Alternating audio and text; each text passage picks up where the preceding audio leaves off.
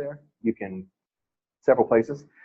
Now we need to change or we're going to die. So we are looking at being that customer intimacy. You saw us a few years ago launch an app that tailors to your needs. So if you're an Americano drinker, it's going to suggest an Americano. It's going to track how many times you buy that Americano, what you put in it. We're going to send you reminders to kickstart you coming in and seeing us again. And we're going to give you rewards. So if you spend X number of dollars, you're going to get stars. And we're going to let you use some of those stars to upgrade and put another shot of coffee in there if you're having a tired day. Or we're going to give you a free drink. Or we're going to have you come in and try one of our sandwiches. But it's customer intimacy. So the companies that have succeeded over the long term have focused on one of these three and done it really, really well. You still have to do the other two great. You can't let operations slide. You still have to maintain your P&L, payroll, budgets accordingly. But you have to pick one and be excellent at one of the three. And if you think on that mindset, the companies have been around a long time. Companies that I work for that haven't chosen one of the three, that have kind of danced in the middle and tried to do a little bit of everything, a couple of them are no longer with us. Let's see, just a brief, my career path. So I'm sitting in college. I went to Eastern on the other side of the state, and I did not get a scholarship. So I got partial scholarship and then a lot of student loans. So how many people here have a partial student loan? Has everybody found a way to pay for it? Yeah, God, why not? You pay on those forever because when you get out into the real world, they're your lowest interest rate usually, and you just kind of make the minimum payment so you can afford to get a job and just be done with it. And so for me, that was about year 7 or 8 of paying on student loans. I finally got my first substantial bonus and said, you know what I'm going to do with this? I'm just going to pay off my student loans because I'm just sick of it on principle to get rid of it. But I got a job at Riverfront Park in Spokane, and that's nothing spectacular. You're not going to contact anyone at Riverfront Park, and there's no picture of me on the wall. I was not a great leader at Riverfront Park or anything. I just would pay attention to everything that I did. And so I don't want to go too far out of order, but I would say pay attention to those jobs that you take that are in your mind just a job and not necessarily a career, because there's always something you can learn from that. You can get close to the work. There's some task that you can become an expert at, whether that's making popcorn or cleaning the garbage up. Do your job really well, you'll learn how to do it, and if nothing else, you'll know what you don't want to do. Case in point, you're 3 months at Target where you're like, this, my back hurts and I don't want to do this. I want to, work hard in school and get a degree and go and do something else. So you'll always learn something from any job you have, whether that's flipping burgers, if you're going to be the, street sweeper, be the best street sweeper there is. But that was for me. I started out there and I was running the Ferris wheel, and it was a small Ferris wheel. So you had to manually balance the Ferris wheel. If you think about 12 seats, and I think what that job taught me, other than how to maintain a Ferris wheel, was tact. So you'd have 2 people come up, they're, young lovers, they're looking into each other's eye and they want to sit next to each other. And you're like, okay, I got to make sure they're sitting together. And in line gets behind them a lady with 9 kids, and you have to make sure, and how do I keep the kids, I can get 3 in each seat, close enough they can see mom and not freak out. And then you get a big heavyset guy like me shows up and like, well, I'm going to put that guy in his own seat because this is a small Ferris wheel, but I don't want to insult him. So I have to be, hey, can I get you to wait one person? I want to keep these 3 kids together.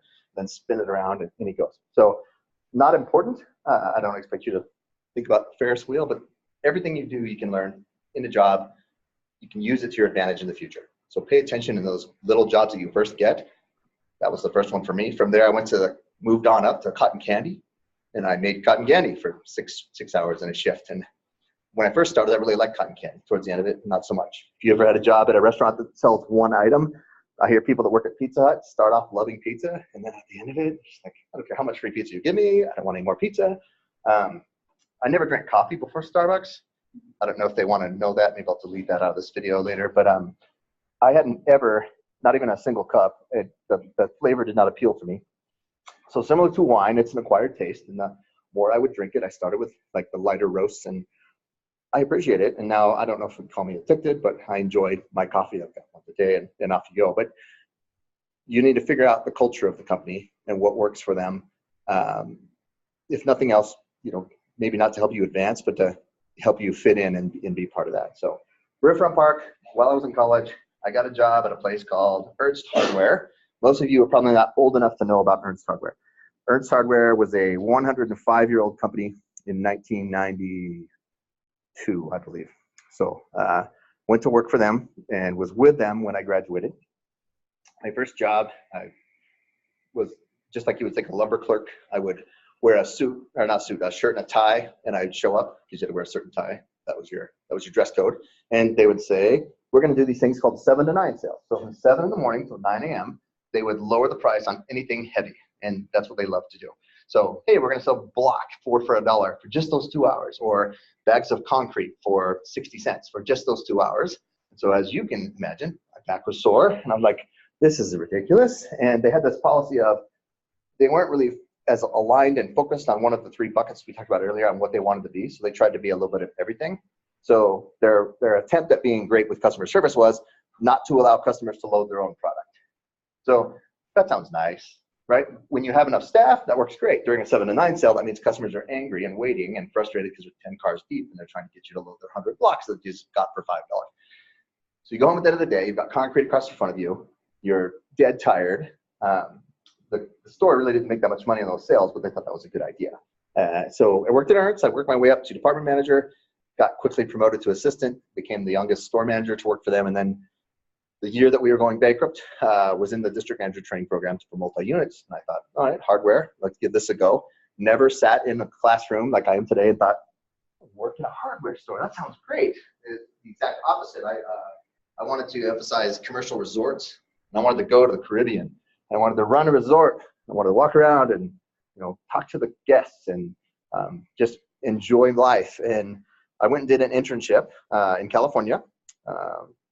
Outside Santa Barbara, there's a little guest ranch, San Ynez Valley, and it's in Solvang, California, which is like a little German-themed town. It's actually where Leavenworth stole their idea in the 50s. And they have, the olives and, just this rich little town's tradition. They opened a 10,000-acre guest ranch called the Alisal Guest Ranch. So I worked at the Alisal Guest Ranch. You had to stay 2 days. The Alisal, you could do just about anything that didn't involve a phone or the internet. They, not the, I think the internet might have been a thing back then, but it was very much the dial-up, bing bong, bing. So they take those away from you so that you'd relax, get away from stress and work. At the time, it was like $750 a night. You had to stay 2 nights. So you'd see a lot of, YPOs, Young Professionals Organization, people that were the CEO of their company and were younger than 35. They'd bring out their families, professional athletes, that kind of thing would come out there. And I was in charge of mountain biking and recreation for the youth. So I would lead mountain biking tours in the morning. The ranch had a working, essentially its own rodeo every weekend. They would hire students from Cal Poly, San Luis Obispo. You can get a degree in, you get a letter in rodeo at Cal Poly down in California. So these students would come out, they'd work the summer, and they would do roping events and, rodeo type things for the guests, and the guests would come and enjoy that. And you get a lot of people out of LA that are super stressed, and they're working 12-hour days, 6 days a week, and they come out to this ranch with the intention of unwinding. And usually it ended up in them just getting behind in their work and being even more frustrated than never coming back. But it was a wonderful experience. I got to go down there, and when I was working there, I started talking to the bellman, and I'm like, "Hey, you know what? This would be great. I'm get a job, work my way up." And he's like, "Yeah, because I'm going to be like the gate manager." Which, so you think about the hierarchy. You've got the president of the ranch, the assistant manager, general manager, assistant manager, then like gate managers were these 4 or 5 key carriers. Like, oh, that's wonderful. Like, what did you degree? Because, well, I have 2 degrees. I have a degree in management, and I have a degree in hospitality. And he had somebody help me out, the wine expert, the sommelier. There you go, the wine guy. He was working on that. He'd been there 17 years as a bellman. And so I was like doing the math, and I'm like, okay, the assistant manager had been there 29 years, and the general manager had been there for 35. So I'm like, I don't think I can live long enough to get promoted in an environment like this. And so when I went back to school, I'm like, okay, Ernst, sounds good. Let's do the hardware thing. You'll start off maybe not knowing where you want to go, maybe have a surefire idea of what you think you want to do, and you may change careers, and that's perfectly okay. Ernst Hardware, so that taught me a couple things. Ernst went out of business. They went bankrupt because they tried to focus on too many things, and they tried to change too quickly. So about that time, Eagle Hardware, Home Depot was just getting big, Lowe's was starting to come in, so they were either buying out smaller hardware chains or just putting them out of business strictly on price. They could sell 2x4s for $1 less than I could buy them for. Somebody would want a unit of sheetrock, and I would have to match the price because that's something Ernst did to try and be customer focused, and we would end up losing 10 cents a sheet. And so it didn't take long And then we made a brilliant decision at 52 profitable stores for almost 100 years to go into markets we knew nothing about. So our supply chain was um, all out of Kent. So for those of you from the west side, the supply chain for every single store was in one location. Okay, so think about what just happened with the snow and the pass that closes. They're like, hey, let's go into Kansas. Let's open a store in Kansas. Let's open 2 stores at the same time in Ohio. Let's spread this out. And so our shipping costs were getting higher and higher. We were diluting our talent too fast. We wanted to have 100 stores in 36 months. So, I ran a store in Spokane on North Division while I was going to college, or shortly after I graduated from college. And they took my assistant manager and said, you're going to get your own store. We're going to move you. We're going to move you to Ohio. I'm like, okay, Tim, good luck. Then they took my nursery manager, said, hey, you haven't been an assistant yet or a store manager, but we're going to put you out here in Kentucky. And he's like, okay, I'm moving to Kentucky. We diluted talent so fast and so furious, and we never moved our supply chain. Supply chain stayed static. So Kent was running out of space because sales is growing. So square footage is going up. Cost of gas mileage travel is going up. It's hard to find a driver that wants to travel from Seattle, stay the night, and come back to deliver our products. So in, I think, November, it was Thanksgiving time, I got a call from Chuck White, the regional manager. He said, hey, we're going to refinance. We're going to be okay. We owed a lot of money. We're going to go through, Chapter 13, protection from creditors, and Ernst is going to be fine. Just hang on. It's going to be good. Okay. This was, I think, Thanksgiving or the day before. 2 days later, I get a call from him. He says, hey, I've been released. I'm like, oh, okay. He goes, you're going to report to a liquidator. Her name is Patty Stubricht, and you're going to do everything she says, and, I'll write you a letter of recommendation. Good luck finding your next position, but you're going to stay and help close the liquidation. If somebody at a company you're working for comes to you and says, we're going to liquidate, and we want you to stay through the liquidation, leave that week. It is the most painful process that you can go through. The liquidator shows up and they say, we're going to start pricing over to these big. You ever driven by a liquidation that says, going out of business sale, everything's 10% off. Everything is 10% off, including the things that have been 30% off for years. They mark it back up the full price and they start over at 10% because it makes it easier for them to remember. And a certain segment of the population gets in their idea that, hey, they're going out of business, I must be saving money. And they come in and they buy stuff until it goes out. What they don't tell you is immediately you cannot accept any refunds.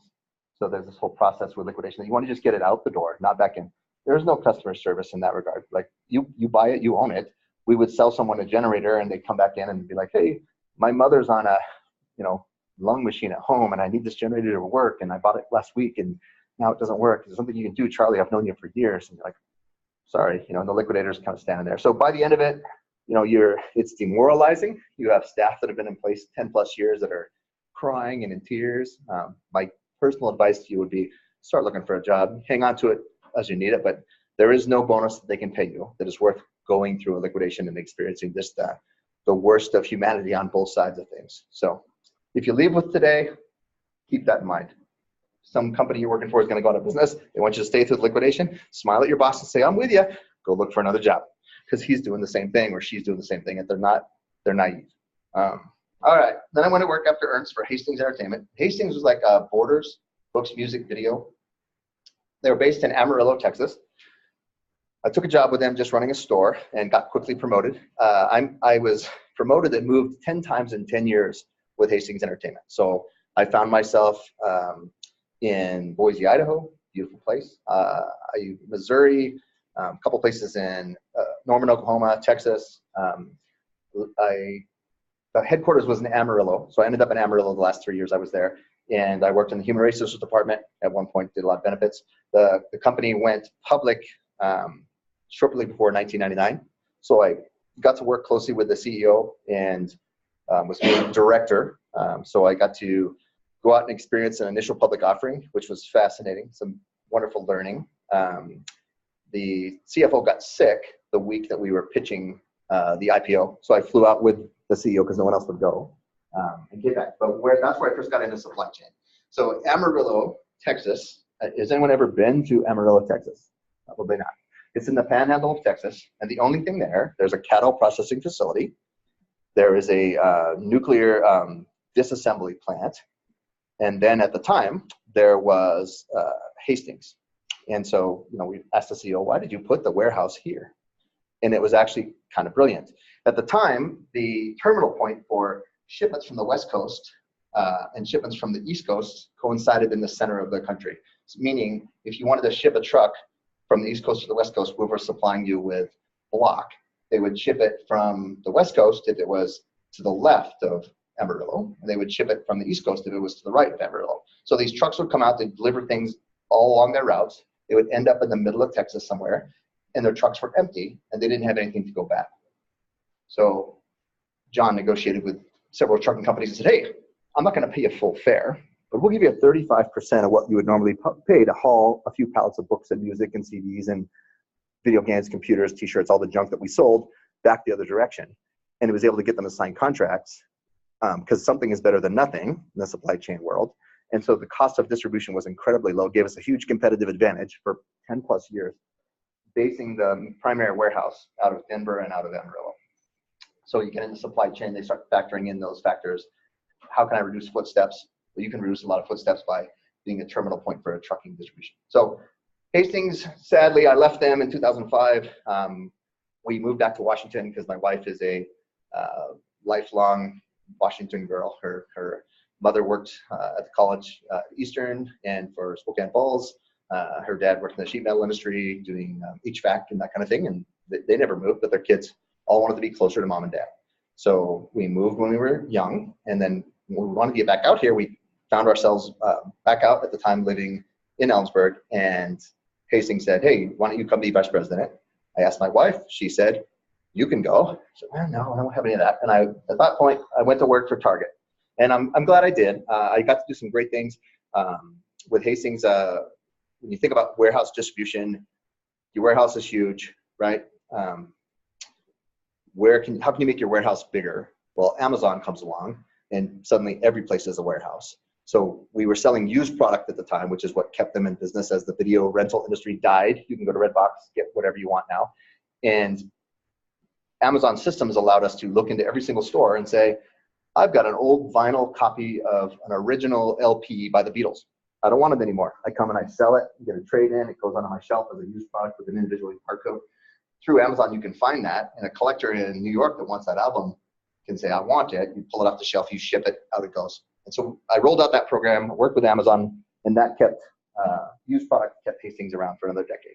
They finally went out of business a couple of years ago. There was one in Spokane. They were in little tiny college markets. So I had 26 states that I was in charge of, and trying to keep data accurate throughout that little college markets is challenging. If you wanted to go visit a store as a multi-unit manager or to check on your supply chain, if you were going to go see something's going on, there's higher waste in this location. We had Gillette, Wyoming, for example. I'd fly from Seattle to Salt Lake City, take a trip from Salt Lake City to Rapid City, South Dakota, and then I would drive a rental car from Rapid City, South Dakota to Gillette, visit one store. Highly inefficient. Good thing to have good margins. So went to work for Target stores. I worked, for those of you in the Seattle area, I ran the Northgate Target for about 3 years, and then I ran the Linwood Mall Target store. $100 million stores. We had a grocery. We started putting Starbucks in right before I left. For some perspective, the Starbucks would do about what men's socks would do. So the Starbucks inside of the Target didn't get a lot of attention. Same thing I imagine with Fred Meyer or any other place where there's a licensed store. It's just all how much of my business comes from this little tiny entity and where will I put my attention. So those companies are focused on what? Driving down price, being efficient with what they can control, having their supply chain as efficient as it can be. When I worked for Target, let's see, left Target, went to work for PetSmart, couple of years, very customer focused. You can bring your dog into the store. If your dog messes up the store, that's just fine. We'll clean it up for you. We're going to sell premium dog food that are licensed only in those stores. We're going to offer every service imaginable. If you want to stay at the Woodinville PetSmart in the dog hotel, I can get you doggy ice cream to treat your dog. I'm going to charge you for it. It wasn't uncommon for someone to go on vacation and come back with a $4,000 bill for their 2 dogs, and they would happily pay it because we would lovingly take their dog out for a walk and let them remotely view their dog on their vacation and say hi to Skippy, here's your mommy, yay. You got to pay for it, but it's a customer focus. We had the Seahawks would bring their dogs in a lot of times. My first week on the job, John Carlson was a huge tight end for the Seahawks. They're all huge, bigger than me. And one of our people was carrying 3 dogs at once and hurt one of his dogs. So you got to go sit down with this guy and tell him like, hey, we just, hurt Skippy. So not a pleasurable experience, but when you know the culture of a company, you kind of know what you expect. I went and gave a presentation in Phoenix at the headquarters. I was talking about killing 2 birds with 1 stone. There was an audible gasp in the room. People were like, ah! And I was like, oh, geez, what do I do? Hey, we could feed 2 kids with the same soft shell milk. Standing ovation. So, here was a company that would take a $10 guinea pig and spend $200 in vet bills trying to keep it alive without even thinking about it. And growing up on a farm, you had this number where you would just kind of cut your losses if your chicken was sick, or you put so much into a cow or a horse, you gotta, but not the case. Very pets first, and in that intense customer circus of pet lovers, you don't even think about euthanizing a hamster. You just go and take care of it and put a guinea pig in the vet. That's okay. We had a vet in the building, but it's just a different mindset. So learn the culture of the company, what the company stands for. It just helps you get along with everybody that's going in there. Left PetSmart when I interviewed with Starbucks. PetSmart said, hey, come to Phoenix. You can be director of field operations. I went to my wife and she said, you can go. No, I want to do this. So tried to find a company that was based in the Northwest in case I would get the itch to do more later in my career. So here we are, went to work, interviewed, got a job. And they said, you don't know anybody that would go to Central Washington? I said, well, my wife would kill me if I didn't tell you both of her sisters teach, over at Central Washington University. And they were like, really? So I had a whole new set of interviews, ended up over here. Here's where I am. I gave you a lot of background history that's not really pertinent, just so we can dive into this. So when I think about true warehousing and supply chain, the first thing that is super important, this is pretty much how Amazon operates, this is how Target operates, any of the larger expense-driven companies, FedEx will drive things down. Think of your house or your rental, your apartment, or your parents' house. When you go in there, how many people have a pantry where you just kind of keep staples, food, got things? So you might have something in there where you have, flour, let's say sugar, salt, some cans of soup or whatever. And in a pantry system, you have a location for that, and it makes sense. I walk into my pantry, and this table's my pantry. Here's my flour, here's my sugar, here's my salt, here's my tomato soup, here's everything. And if you empty out or use up one of those things, that location sits empty because that is where you put certain things, salt, pepper, some of the key things. There's 10% of your product that, how many people have heard the 80-20 rule in distribution? So, all right, so what is that? Your best understanding of what that is? So 80% of let's say your profits comes from 20% of your items. Absolutely. Absolutely. So you have that key 20%. No matter what you're doing at your home, you probably need flour, sugar, salt, pepper. And so having a set location for those items, because in the business world, you have something that, you're either going to sell to somebody every day, or you're going to use an assembly of an airplane every single day that you always have to have in stock. So in a pantry system, that works great. But in something where you may not use, lemon juice very often, to put that in its own location, and then you use it up or sell out of it, and you hold that location as your warehouse, as your selection grows.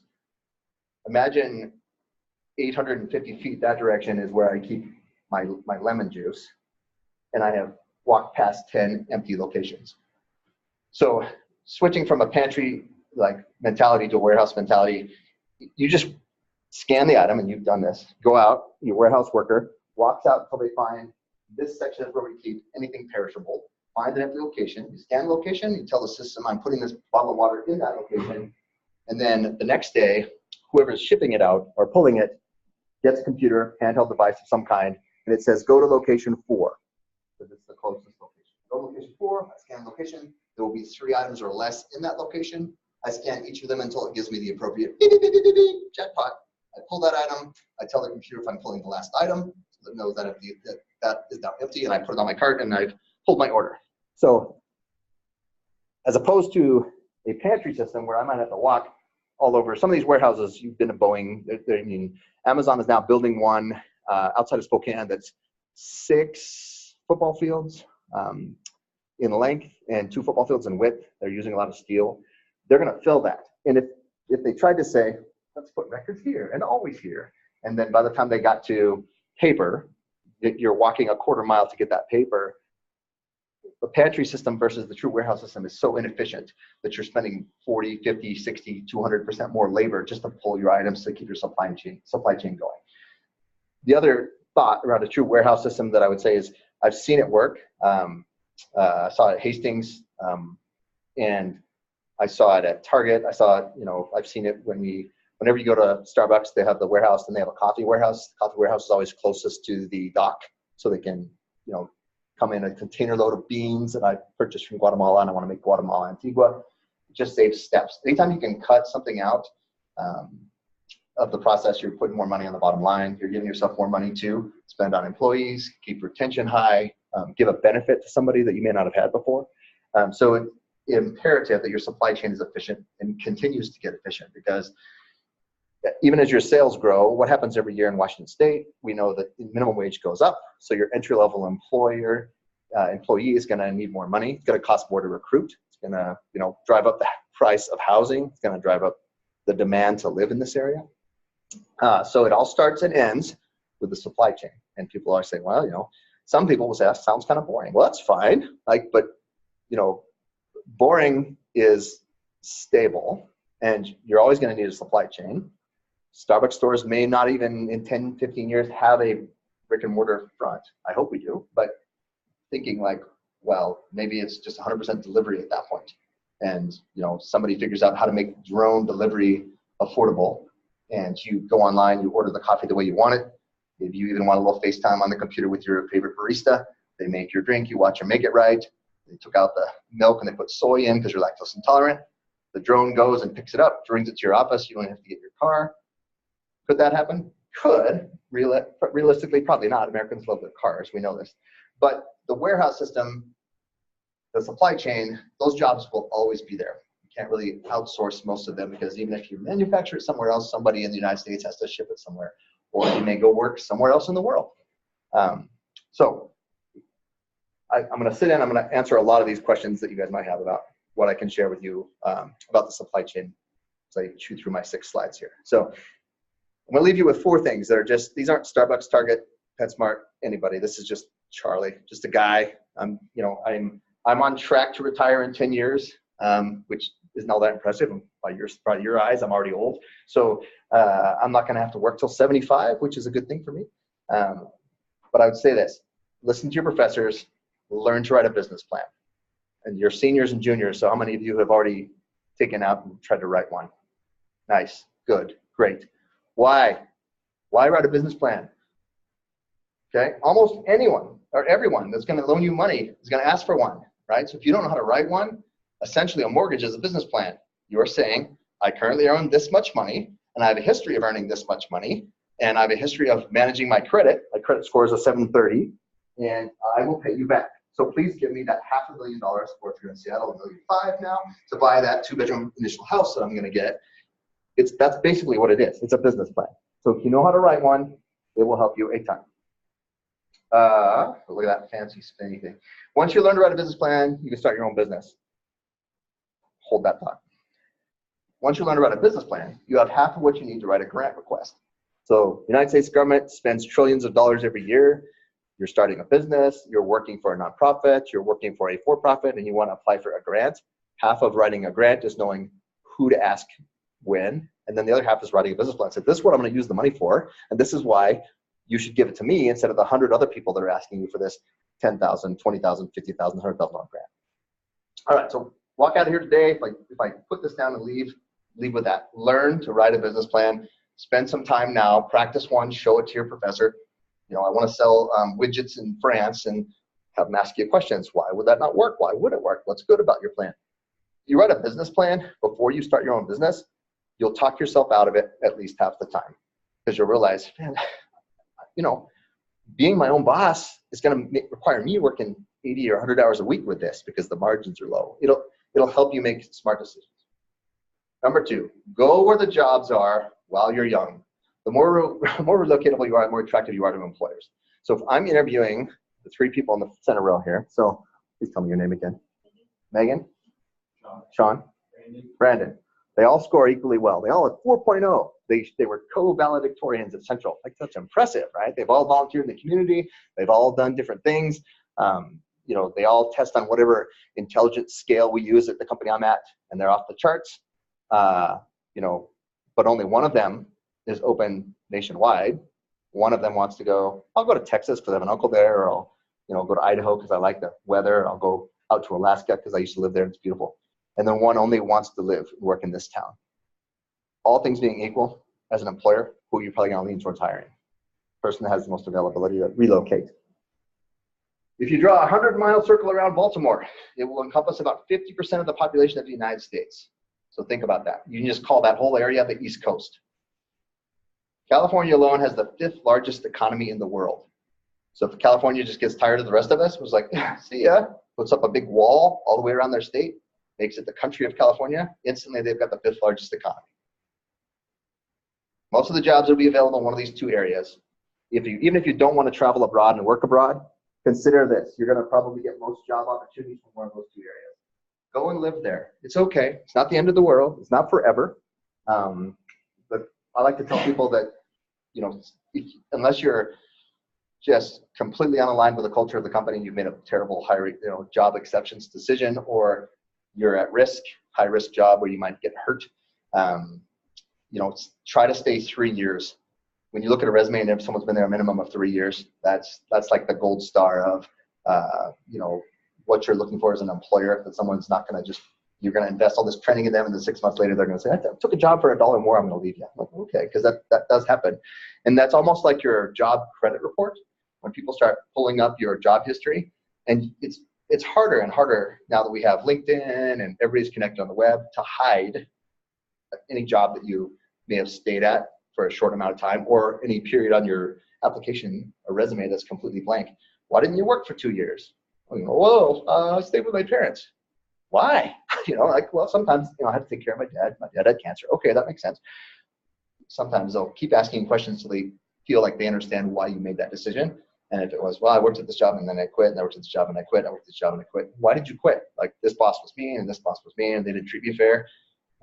Hey, at some point after 3 or 4 jobs, it might be you. You're either not interviewing well and determining that that's a good fit for you, or, I'm, all things being equal, going to consider this gentleman that's only had 1 job in 3 years over somebody that's had 5 jobs in 3 years. So keep that in mind.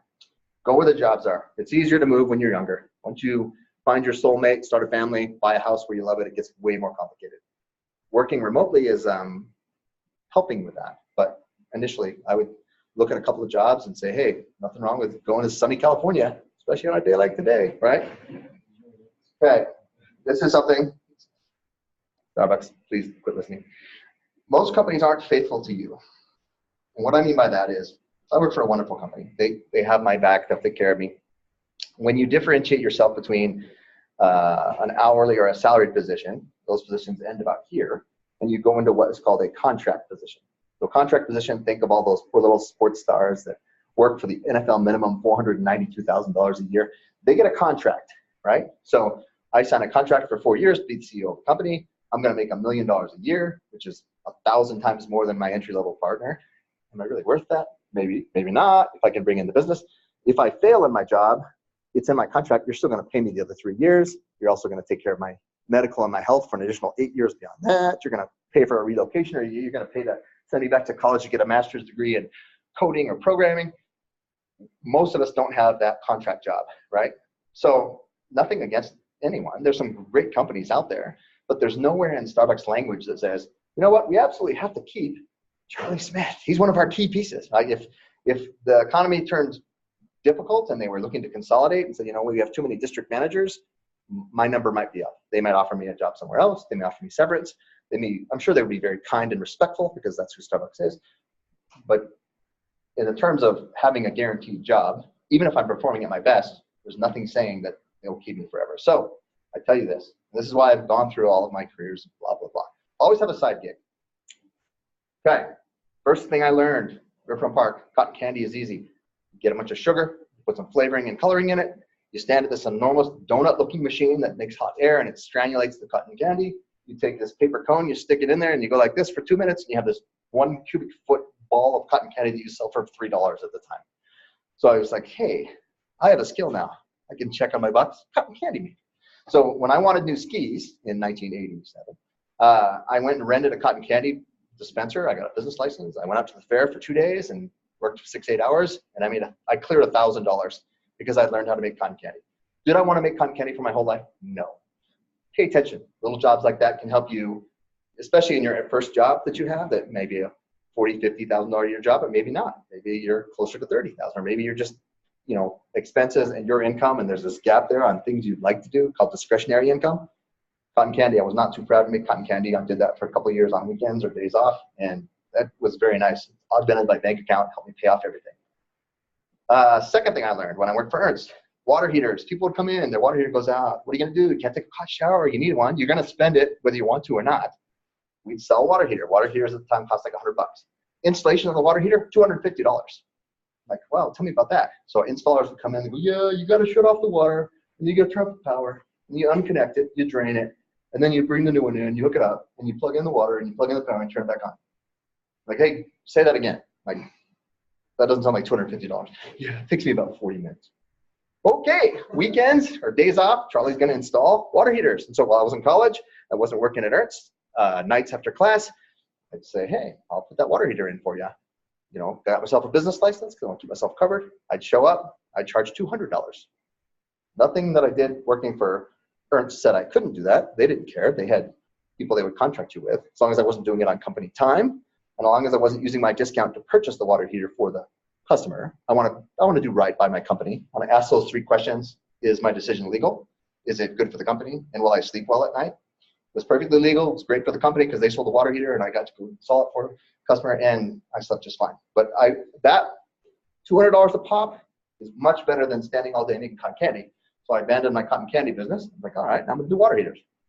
Next, I worked for tastings, and people wanted rare books. They would post online, I'm looking for a copy, original first prints of this LP or this book service. So I had a friend make a quick website, and I would say, you tell me what you're looking for, and I will charge you $50 an hour for my time to look for it. Sometimes I was looking for multiple things for multiple people and charging all of them. You find what works for you as your side gig.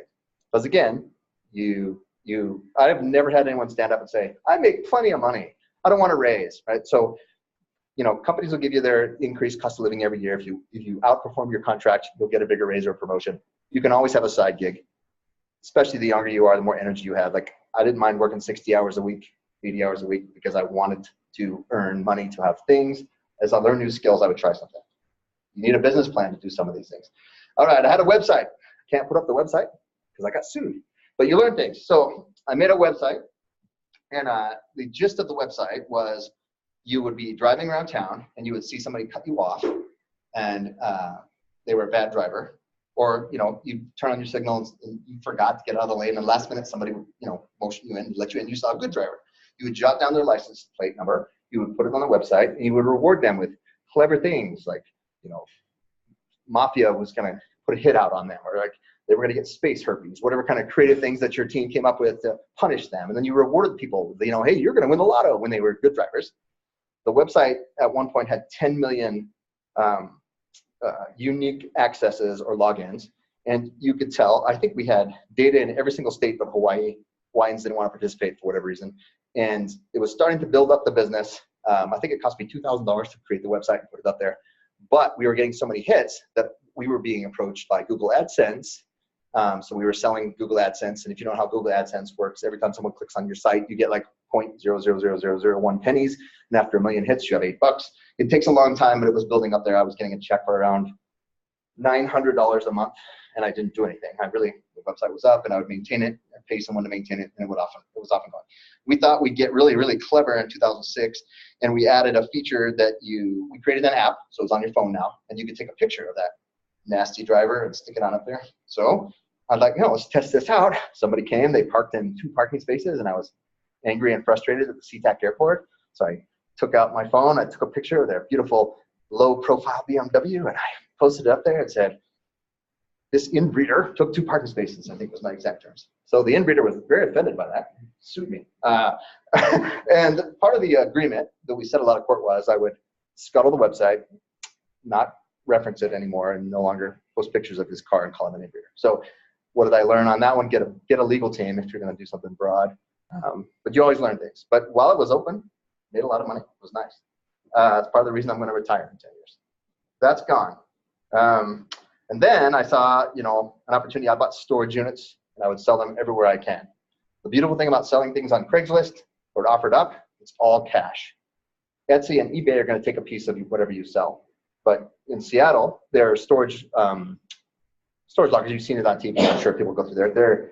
Every week there's somebody out there. And you need someone that's going to stand all day and bid on the locker. So I partnered with a guy that owned his own real estate company. So Scott Comey owned Remax, a lot of the offices over there. And he would go stand. We would bid it off, and bid on something and have a treasure hunt. And then you would learn about what you bought. Like we bought something you thought would be garbage, a storage unit that had 500 pipes, like old tobacco pipes in there. I'm like, well, I'm going to take this to the dump. And then you get on there and learn that pipes are rated A through K, and K is the rarest kind of wood that they used, and you can sell used pipes, and that turns into a $5,000 unit. That was fun. Took a lot of time. Had a child. Decided I wanted to stay home. Went to work for PetSmart. Dog sitting, boarding, training. People have dogs. They want to take vacations. It's really easy. They bring them to your house and dump them off and say, what are you going to charge me? And you're like, $250 a day. Sound good? Sounds great. It's cheaper than PetSmart. And you've got their dog, and they're hanging out. And most dogs are usually pretty easy to take care of. It's a side business you can do with any job, because really they want to take that time on the weekends. If you're working Monday through Friday and you're off weekends, you sit at home doing something anyway. Just book yourself out as a dog boarder. All right, and lastly, what's next? I don't know. Sold all those businesses. Obviously got sued, so be careful. Asked lots of questions, write a business plan. Nothing in my business plan included legal protection. Fortunately, I've always opened myself as an LLC, limited liability company. Even if they'd come after me, they couldn't have taken my house, but they could have made life pretty miserable if I decided to not go through there. Okay. There's my rant on having a side gig. Find something, no matter what job you're doing, learn how to make sweet potato fries. You can cater. There's so many things you can do outside of your normal Monday through Friday 9 to 5, or your job that will put money in your pocket, that will pay off those student loans faster.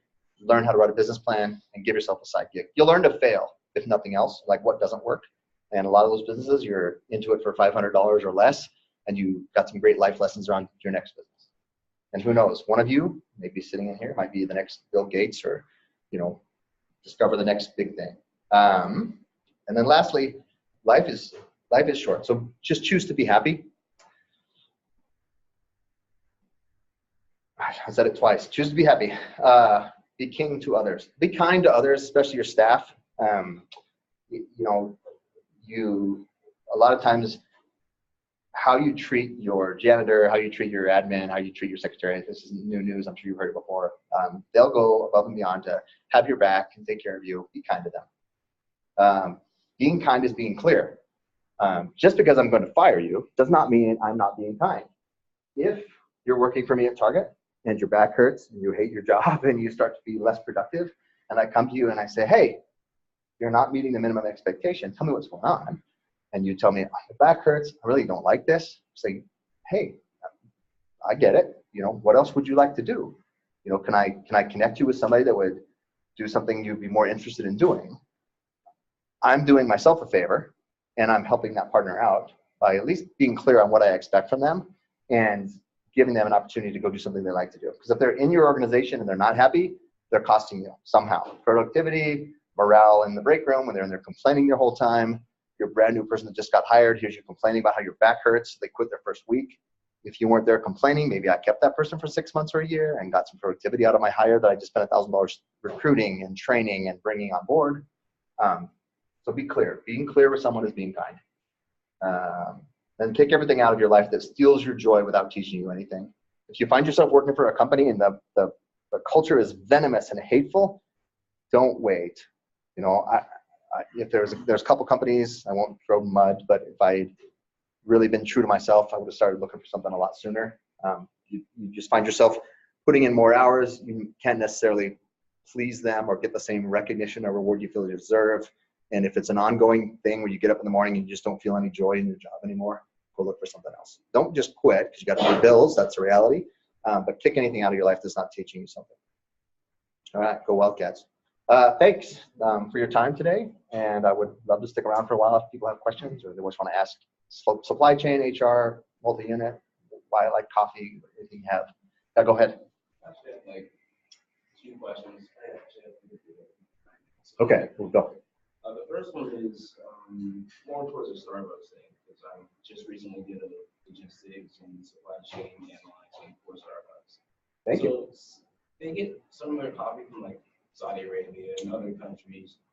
How do they like manage around that for like civil unrest? You know, do they like just not purchase coffee from them, or is it just like Yeah. let's go around that? Yeah, no, great question. So this has changed in the last 4 years. So 4 years ago, we said we want to buy from 100%, I forget our word. Sorry. Fair trade practices. And so you as a coffee supplier, we may come to you and say, hey, you're doing some shady things. Maybe you're putting nitrogen into the soil to get a better yield that's harmful to the soil, or you're doing something. I'm going to give you 1 year, or I'm not going to work with you. We're going to have 100%, everybody. And what we really learned from that is the coffee farmer, the coffee bean grower, is going to sell those beans somewhere to somebody. And we changed our philosophy to it's 99% fair trade, 100% fair trade. And what we do is we come to you and say, hey, we're going to give you 18 months to clean up your practices. We're going to invest to help you get there. So you're, environmentally conscious, you're treating people fairly, you're doing everything you can to be in compliance with that. And that gives you some time to fix it and improves the coffee crops. Little segue, like root rust on coffee is decimating a lot of coffee beans. It's not a sustainable industry right now. We're working hard to give free coffee plants that are resistant to that to a lot of the coffee farmers we work with. But it's a great question. Nothing is the world doesn't deal in absolutes, right? So we say 99%. We want to get to 100. We want to give everybody a chance to know what they're doing. So that's the first thing I would say that we would do. We want ethically sourced everything. So, good question. The second question I have is kind of like pertains to the last thing you said, which was being able to learn from something and get anything out that's like toxic for you. Right. So,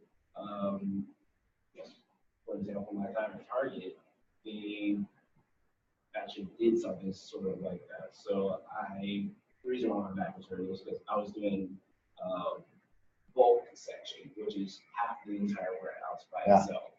And I had to do all of that by myself. Lifting like 100-pound things, 200-pound things. Which should be team lifts, even at Target, right? Team lifts. But if you're willing to do it, and we're short-staffed. Yeah.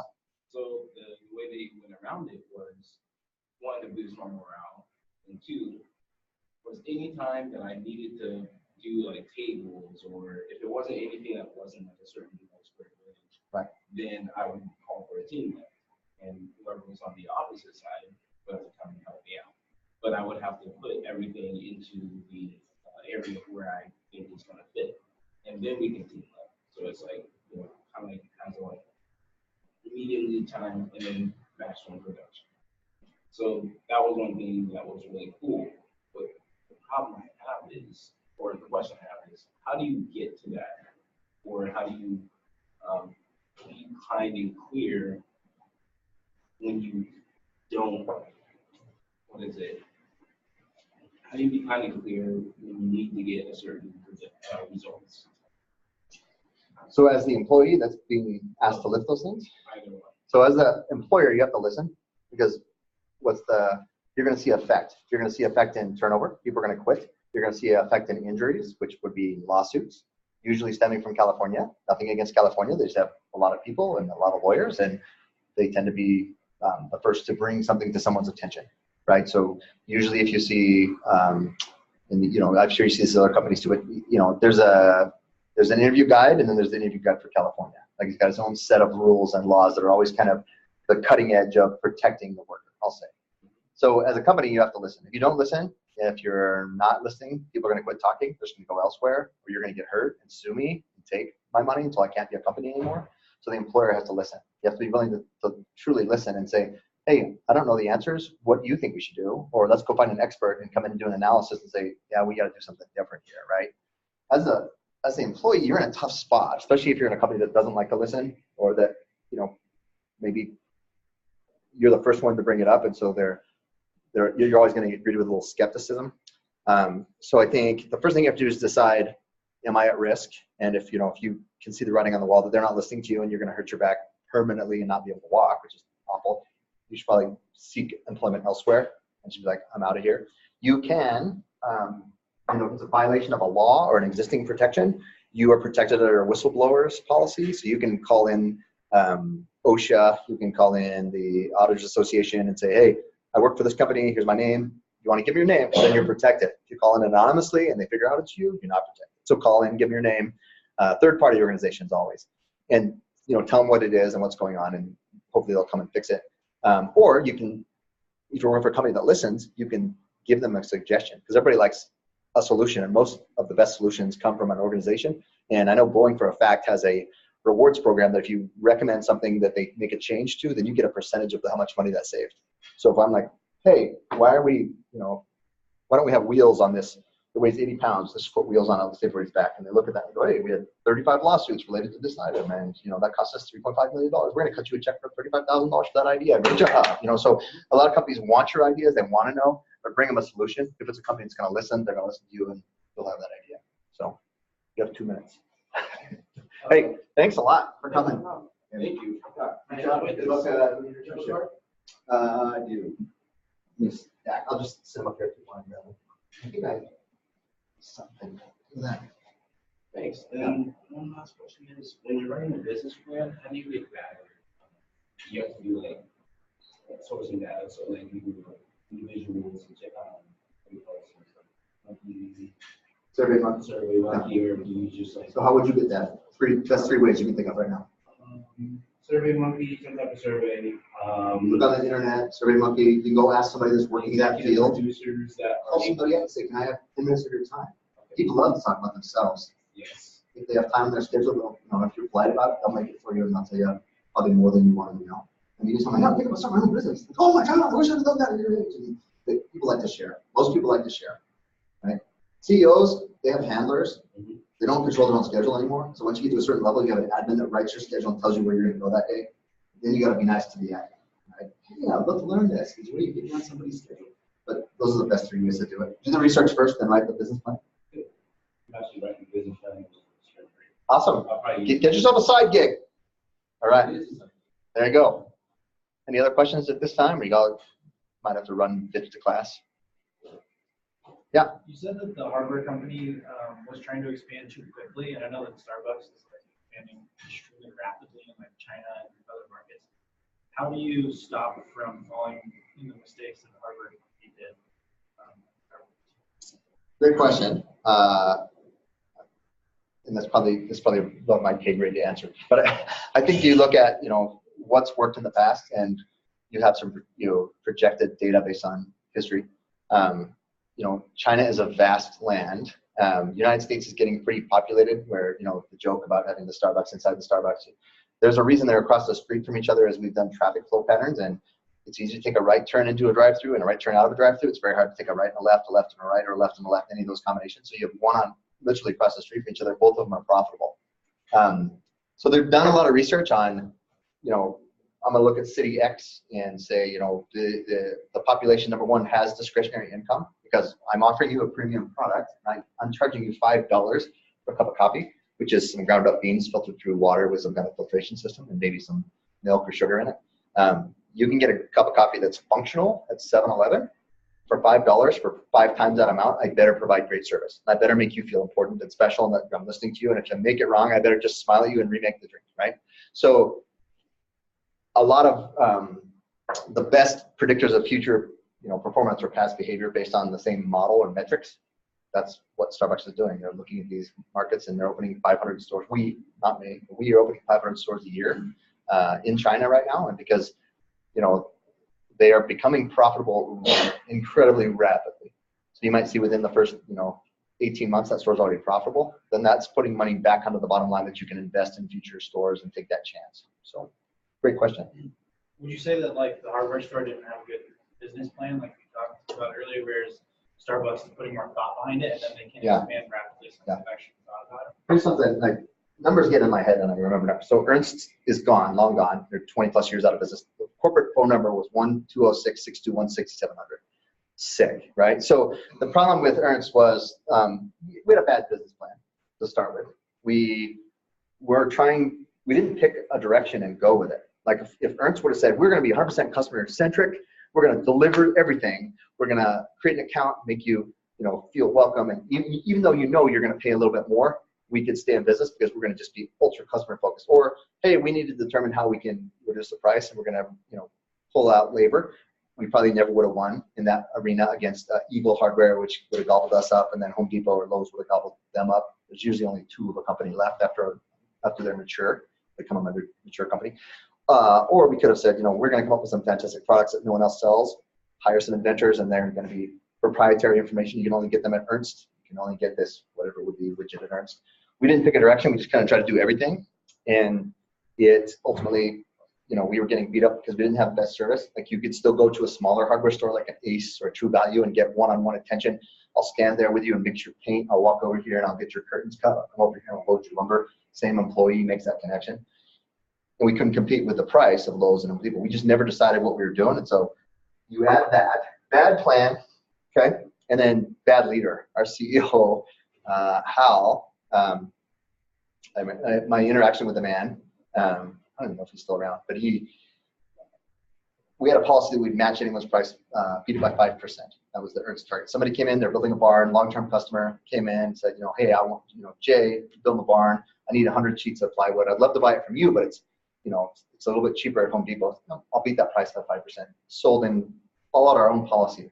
I come into work the next day and my assistant manager is like shaking. He's like, it's for you. I pick up the phone and it's the CEO around the table with like the top 20 officers and proceeds to just berate me and ask me like, how stupid I am and why, when we're struggling as a company, would I sell this knowing it was a loss? Not like, hey, I'm an operator at the end of the day and you're the decision maker.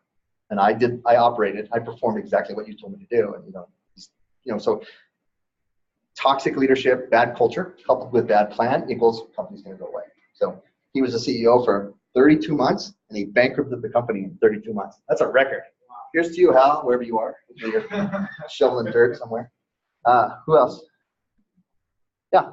When they're building a new Starbucks, do they, when you're thinking about like the size of the store itself, layout, inside, do they kind of estimate demand and like how much traffic they're going to have and determine how they're going to build it? Yeah, absolutely. And I would say we got really good at that about 10 years ago. The problem with most of my districts is my stores were built 20 years ago.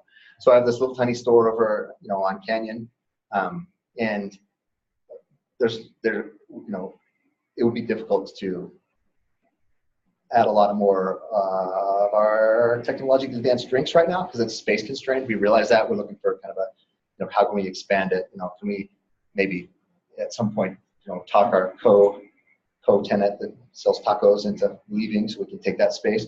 You look at it anymore, and not only are they putting in some really cool things for what we have now, but we just did a remodel in Chelan, and not to get too technical or proprietary, but we trenched the concrete and plumbed and wired it for the next 4 promotions, and 2 of them we don't even know what they are, but we're like, let's dedicate 3 lines of plumbing for this, and in case we want to do pizza in the future, let's set up electrical so we can have a pizza oven in the back. So they're really getting very smarter people than me, that's for sure. Putting a lot of thought into that, using the analytics and the metrics, and how do we take our distribution to smaller markets so we can get it there faster? Because it's hard to drive change. I think Howard, his vision when he was in the company, he had this little rowboat, and if you wanted to change, you could just start rowing over here. Starbucks is a big corporation, a big battleship. When you want to make a turn, it takes 30 minutes to turn 1 degree on a battleship. It's kind of the same thing. We have to be really aligned because it's hard to move quickly and have some guerrilla strategy when you do that. But yeah, a lot of thought goes into it. If you're thinking about doing something in planning, I would get a hold of Starbucks and see if you can come over there and go take a tour. Just look at the planning department and what chaos they have. But it's really, they ask questions I never would have thought to ask. At heart, I'm an operator, or I work with human resources. I know how to talk to people, and I know how to train people, and I know how to operate a system that somebody gives me. I'm not the ideas guy, right? I'm not that one that's going to do those things, but it's fascinating to me, to see. Maybe in one of those days where I no longer have, 3 kids' college tuition to worry about, I maybe will take a job for a lot less pay to go be a part of something like that, just so I can learn and kind of start over again. Yeah, sure, 30,000 sounds great, and take a position and really learn something else, teach an old dog new tricks, keep my mind active in my latter years. But great question. Yeah. The beginning of your presentation, you just like those three main focuses. Sure. You want to see those? Yeah, I was just wondering what you thought, or what Starbucks, which one they like focused on. Yeah, absolutely. It kind of seems to me at least like the customer relationships and then like the efficiency was more. Yeah. I would think their targets would be. So you think of a triangle. You have to be good at all three of these things, I think, to excel. And I think for years, before I worked for them, I think Starbucks was like product leadership, right? Like, Howard went to Italy. He interacted with a barista who was, just made a great connection with him and made him this steamed milk coffee drink that he's just delightful. What is this?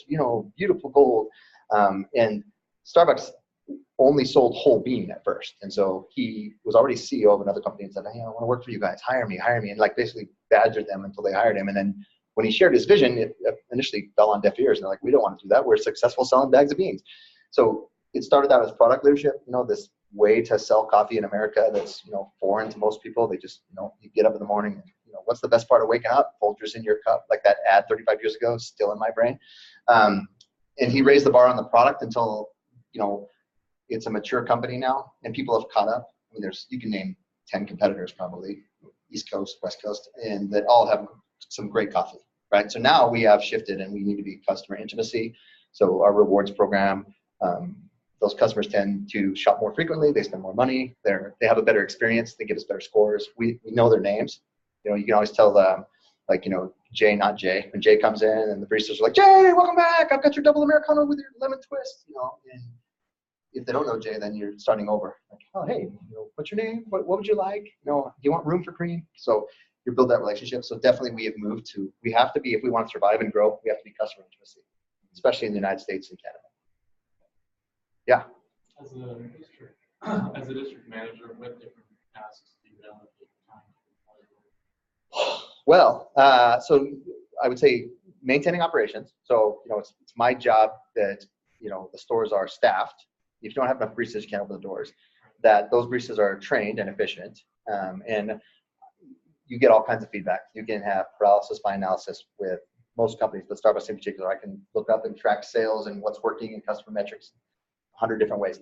But at the end of the day, go into a store, and if the store feels good, then you're like, all right, this manager's got it, they're doing it right. And if it doesn't, if you go in and people are looking at their watch and waiting in their line, if it takes you 30 minutes to get your drink and you're dissatisfied and the quality of drink is poor, we got to fix that. So a lot of training and staffing, and then kind of three other things that fit into my wheelhouse or my bucket. Always recruiting is part of staffing. Community. So what are we doing to give back? That's important if you interview with Starbucks, and you can, we all know that behavioral-based interviewing is the best way to get a job. If you ask a behavioral-based question, it's going to tell you, past behavior is the best indicator of future performance. So if I ask you, tell me about a time, or that you did this, that you had to, clean up a spill, and you tell me about a time, I say, well, he's done that before, so he knows how to do this, probably gonna do it again. If I say, theoretically, how would you clean up a spill?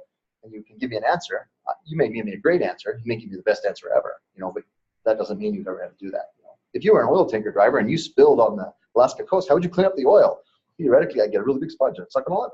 Sounds great, you're hired, you're in charge. So you have to ask behavioral-based questions. So it's the same kind of thought process on, how do we interview? We ask people that like to work and serve others, that like to be in the community. Tell me about how do you stay involved in your community? And if you can tell me I volunteer for Habitat for Humanity, or I like to go to the food bank once in a while and, work in the soup line, or, I'm a student. And so what we do is clean up the highway with litter, whatever it may be. That's a strong indicator that you're going to be involved in the community. So I try to schedule those events, keep those events going, make sure each store, in a small store, you have 12 partners. If you get 3 people at an event, that's pretty successful. In Seattle, they have a little easier time because the store density, they can get 150 people to go volunteer and do something, and it's a really big deal. It makes the papers.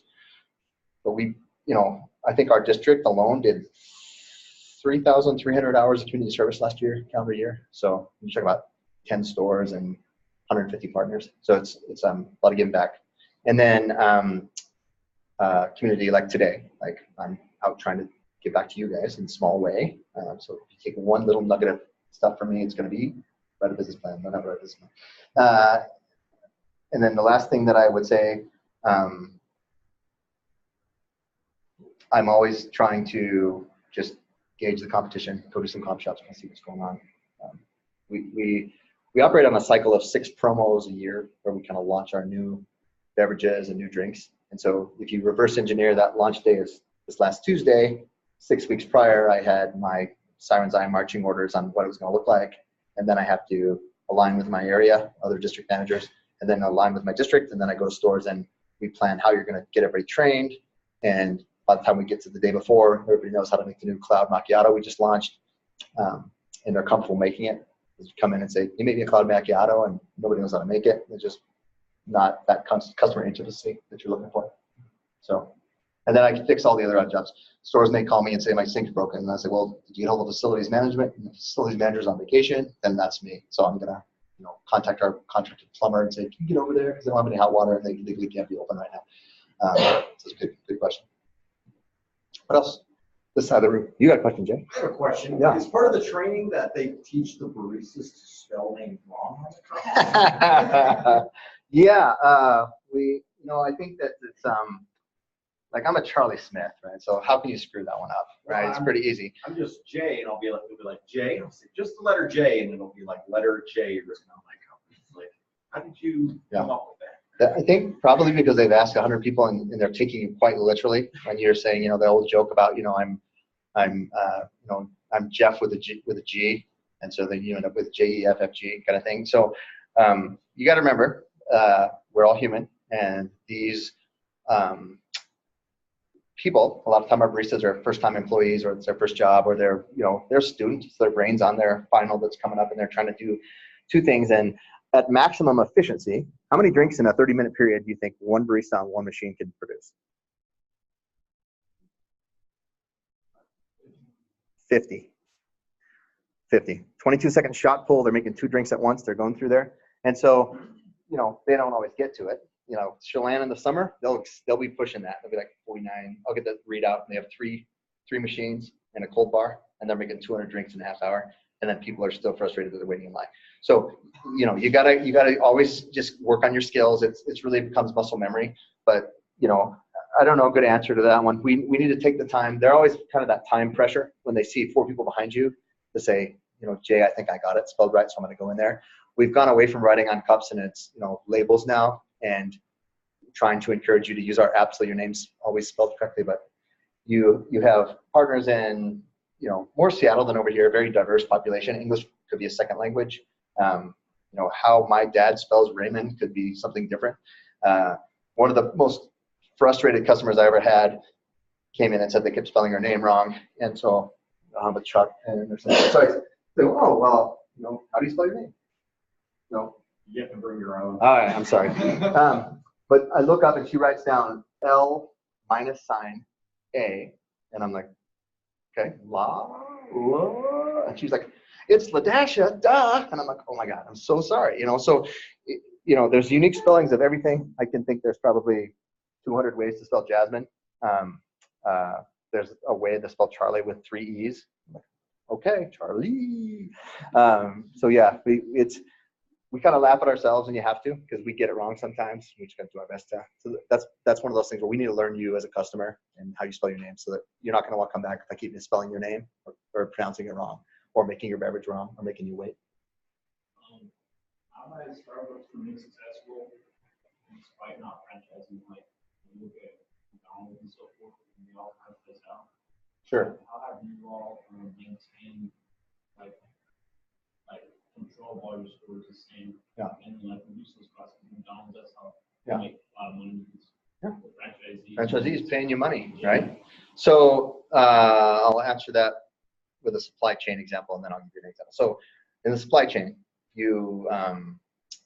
Amazon, they control everything that they can. Temperature of the building, stickers that print correctly, because if your sticker prints a barcode like off a 1/4 of an inch, it's a whole different UBC. So they've driven out the numerical computer errors as much as they can, the physical conditions, but they still have a human element. So a human element is the guy that's in there pulling, and it's Friday night, and he's just worked 10 straight days, and there's 2 minutes left in his shift. He scans the gun, he scans in the box, and it says, there's no beep going off, but he knows as soon as he finds that item, he can go home, and he's like, to hell with it. This is the item. I'm still over 99% accuracy, so I'm not going to get in trouble. And, you know, not in a malicious way, just in a human, I'm tired and frustrated and, you know, I want to actually go out. It contributes to human error. When I had Hastings stores, we had our warehouse and we sold through Amazon.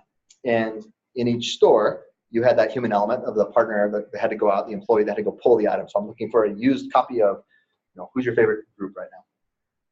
Music group. Yeah, yep. So let's say Van Halen. You're looking for a used copy of Van Halen, right? 1984. In my store, in my warehouse, it sits on a shelf. And unless some human makes an error, like stowing it or pulling it, it's going to be there where it's supposed to be. In a store environment, you have the variable of the employee, and then you have the variable of that customer that's, you know, physically there. Walks up, picks up the Van Halen album. It's very organized. It's in the rock section, classic rock. It's under V. Looks at it. I'm going to buy this. You get halfway up. I'm not going to buy this. Throw it down. Now it's in jazz. And so you double your human error by having multiple variables. So what Starbucks has done is we don't really call them franchises. We license them, but we only license them to companies that can provide, I think it's 500 locations or something like that. So we franchise to Safeway, we franchise to Fred Meyer, we franchise to Target. And by doing such, Kroger in the South, you have more control of your variables, where if we franchise to an individual, no matter how many rules we set out or standards we set or how often we inspect that, like at the end of the day, you know, you paid me some money to put Starbucks on the outside of your building, and you know, you're going to be pretty stubborn about, hey, if I can just operate in this gray area, it's going to save me an extra $1, you know, an hour, and I multiply that times how many hours of operation I have, and that's about $5,000 a year. Whether, you know, a bigger company, you can have some mitigation and say, you know, you paid me a fee, you paid me a license to have this in a Target, and you know, your goal is a little different than mine. The beverage quality needs to be the exact same. However, having run a Target store, I want that Starbucks there to keep you shopping longer. So my primary goal is to just have one there available so you can get a coffee and keep shopping. And it's not necessarily to provide, that's not my number one focus, I'll just say. So we limit the variables by having a size requirement for the number of stores. So, you know, if Jay won the Powerball, and he's like, hey, I want to open 5,000 truck stops. And in every open mic, Jay's truck stops, I want to put a Starbucks. Then we would listen to him and say, okay, well, you know, let's start with a business plan. What rules are you going to have that are going to keep our standards maintained for beverage quality? You know, hours of operation, protecting our logo. We're not going to come in and find it, you know, the logo besmirched with a little, you know, mustache on the siren or anything like that. You're going to actually call it to our attention and get it replaced. So we've just tried to limit the variables more than anything. I have a question. Yeah, good. In terms of staffing and training and those, like, you know, franchises, but within like Licensed stores? Yeah. Safeway and just a Starbucks location, is that different?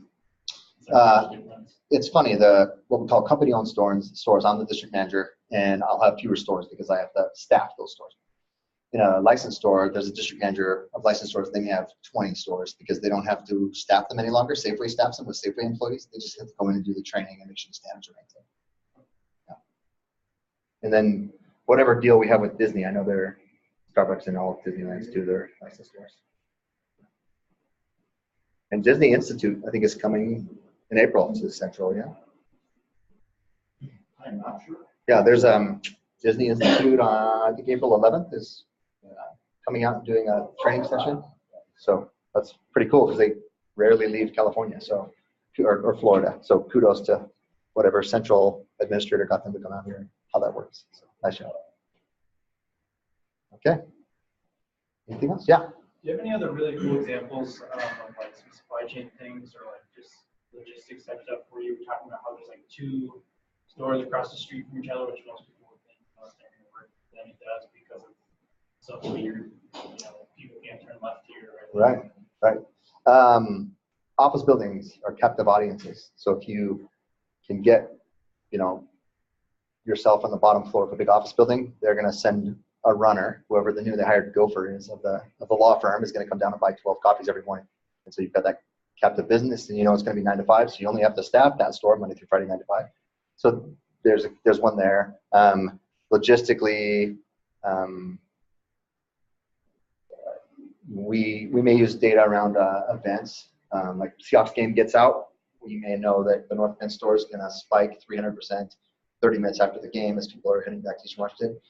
Every other year, this one throws off my stores. The Apple Cup moves, but that weekend, the travel is either going to be coming, 80% of travel is going to be going east to west on Friday, and then vice versa the other direction, or every other year it's going to be the opposite. And how do we staff differently on that, Friday night versus Saturday night or Sunday morning to pull that out? There's some good stuff. Question? It's not a question, but I think there's two things that I remember about Starbucks in the past few years. The first thing is the coffee cup changing. It used to say Merry Christmas to just being a ceramic cup. You guys, for a while, did you guys lose any customers because of that?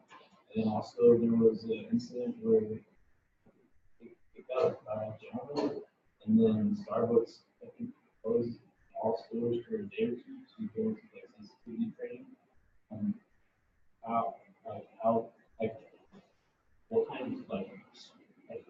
What kind of planning or thinking goes into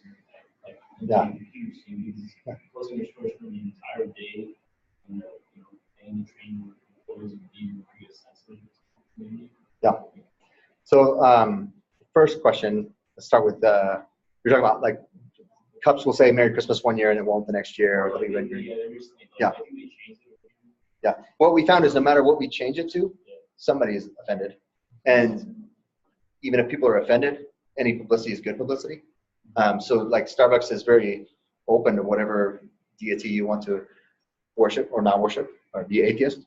But we do focus groups to try to determine if we're just going to walk 50% of our customers off the edge and start a boycott or something like that. And so definitely above my pay grade decides on what the Christmas cup's going to look like.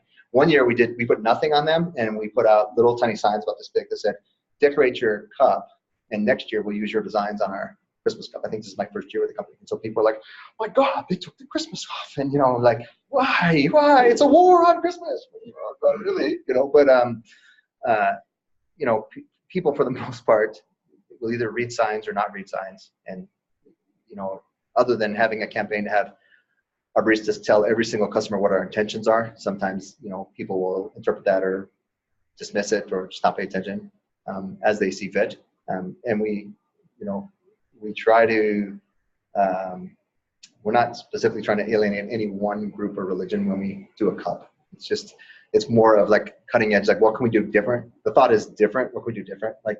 So every 3 or 4 years you may see a Merry Christmas, or every 3 or 4 years you may see Happy Holidays, or every 3 or 4 years you see nothing, or an art collection from something on at the time, just to try and change it up. Because once you get the law of human needs, it's life, water, food, shelter, clothing. When you get all the way down here, humans crave variety, and so we're making the same coffee. If we don't change the cup or the look of the store or the music we play or something, every once in a while people crave something different, even if they're happy with what they have. They crave something different, which creates problems for all of us. You find that the term the 7-year itch, and it kind of applies to employment. There's a huge spike after 7 years of employment where even people that say on the survey today, I'm super happy, I feel super motivated, every year I've gotten a 10% or bigger increase, I've got a giant corner office, they'll still seek something new if it becomes repetitious. So we want the first question is we always want to change something and create interest and pique your interest and have you want to come and see us again. Second question is probably above my pay grade, but I'm gonna try to answer as best I can. I think most companies would have kind of dodged that PR bullet and said, it was a one-off. Our CEO, Kevin, to his credit, went on national television and said, hey, we can't treat people this way. Just, if you don't know what I'm talking about, in Philadelphia, some people who weren't using our store were asked to leave, and the possibility existed that it was because of the color of their skin. And so Starbucks took offense to that because of all companies for that to happen to, that's not who we are, and invested that day to close stores. And we felt so strongly about it that we said, hey, we're going to do this. It's an ongoing training. So every month we have what we call third place internal training that we do to just educate people about someone different than themselves and try to teach more tolerance and just in our own small way, make the world a little better place. So, That one strikes me the most is like I used to work from McDonald's and I was secure, and so I got lawyers. So, Yeah. and I was like, I could have been me like working from McDonald's. Yeah. So, like, that's what everyone did Yeah. in the past. And multiple translates and so forth that were making that customer involved. it's a bigger problem, I think, in larger metropolitan areas for sure. But we have our own little homeless camp kind of over by our store in Canyon. If you're ever curious, find the gas station there. There's a bunch of tents and just an interesting situation. I think I lost my train of thought. I was going to actually say something like most meaningful, but it's gone. But yeah, I think the and certain people just who disagree with Howard's political views because he's always been very expressive.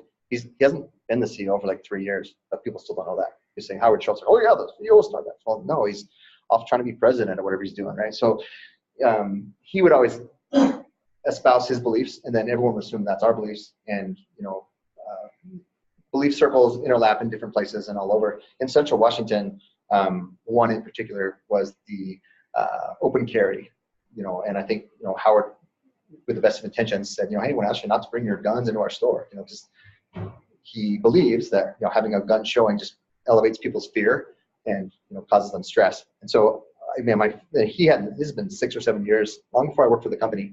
My first year, probably 4 or 5 times, especially in Moses Lake, for whatever reason, people would come in, they come walking up to me, you're the district manager?